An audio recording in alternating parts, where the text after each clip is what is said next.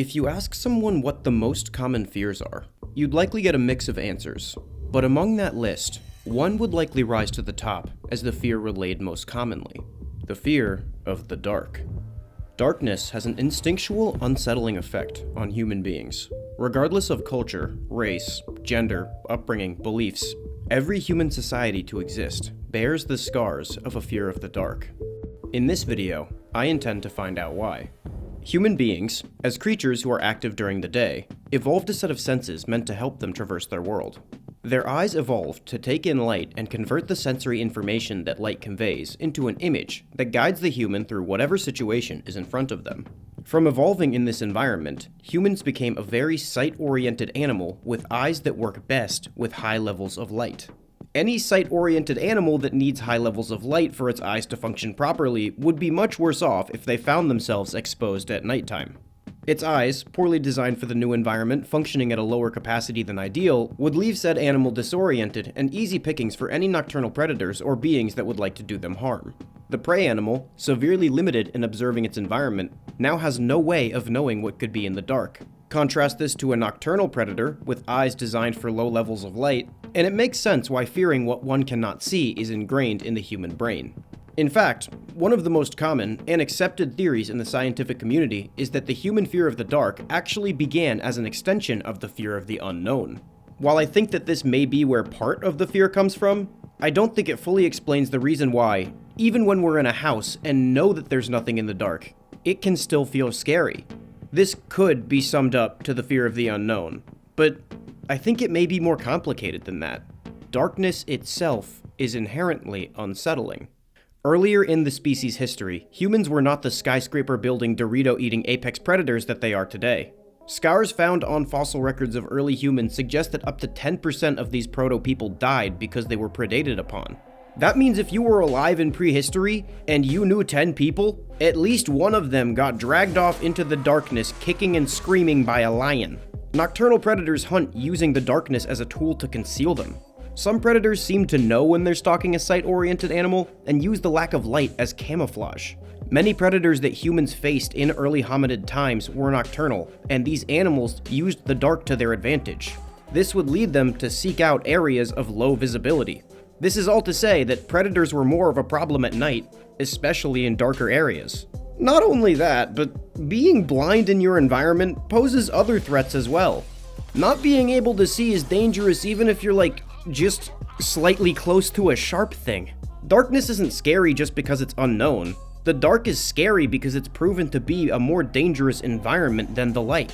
After a while, and rightfully so, the dark became associated with danger.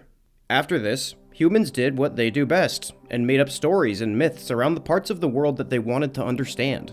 The fear of the dark, already naturally imprinted into the human mind, made its way into every culture of folklore. Nighttime became the time of all monsters, and in the creation of new beasts to fill the empty dark void, the power of the dark within the human mind grew. They feared the dark, but knew not why, so they created more things to reside in it to fear, creating a little bit of a vicious cycle. Now that we've established why a fear of the dark could arise evolutionarily, I want to clarify some things. In my Fear of the Uncanny video, one guy in the comments said that evolutionary fears are not possible because they are Lamarckism, which is funny because he spelled it wrong. If you don't know what Lamarckism is, like that guy doesn't, it's a concept about, among other things, evolution based on the principle that all the physical changes occurring in an individual during its lifetime are inherited by its offspring. He misunderstood, so I'm gonna explain it in detail again, so you guys can tell me I'm wrong again. Let's get into evolutionary fears. The parents are not passing a fear that they gained in life to their offspring. Just the opposite. Those who die by darkness are not passing on a lack of fear to their not offspring. This may sound counterintuitive, but roll with me. The humans that had a fear of the dark survived more often than those who wandered off into it. Even if there was only a predator in the dark 1 out of the 10 times that you looked out, that's 1 out of 10 people who didn't fear the dark, dead, with their non-dark fearing genes erased from the populace. Hence, over millions of years of people dying in the dark, the survivors were the ones with this fear in their DNA, causing them to not wander off and die, allowing them to nut in each other and make babies that also fear the dark. Got it? Good! You may be sitting at home going, well, I'm not scared of the dark because I'm a big brave boy. Yeah. Most modern humans today rarely, if ever, experience the level of dark their ancestors did. Those who live in or near a city never actually experience intense darkness, but because of the light pollution, they experience a very watered-down darkness. TLDR, I live in Los Angeles and need shutters on my windows to sleep at night. What early humans experienced at night was far removed from what humans now do, as when the sun went down for them, that was it on the whole seeing thing for the day. This light pollution is so significant that humans have invented a way to measure their effects on the light level of the planet. This difference in light levels at night is quantified by the Bortle Dark Sky Scale. The Bortle scale is a 9-level numerical scale that measures the brightness of a given location from 1 to 9. 1 is as close to true darkness as the surface of the Earth can get, where all the stars in the sky are visible. The only way it gets darker than a 1 is if you're in a cave. 9 is an inner city night sky where the street level basically has the same illumination as daytime. Most of the modern world that the majority of humanity interacts with ranks somewhere between a 4 and a 9.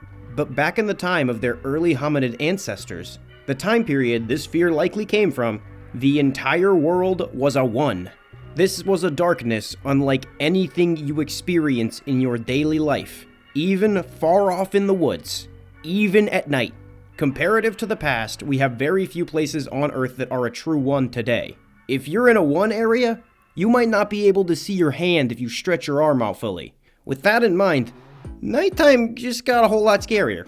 Nowadays, being afraid of the dark, while there are still many instances in which it makes sense, makes a lot less sense. Most of us don't live in areas where we have to worry about nocturnal predators, and most of us have science rectangles in our pockets that let us bring light anywhere.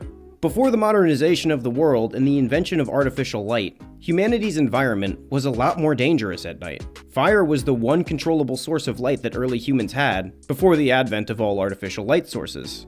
And they developed it a good long while after big things started eating them at night. I don't know where I was going with this ending sequence, to be honest, but like, comment, and subscribe. Video over. Shout out the inner circle. Love y'all. Bye.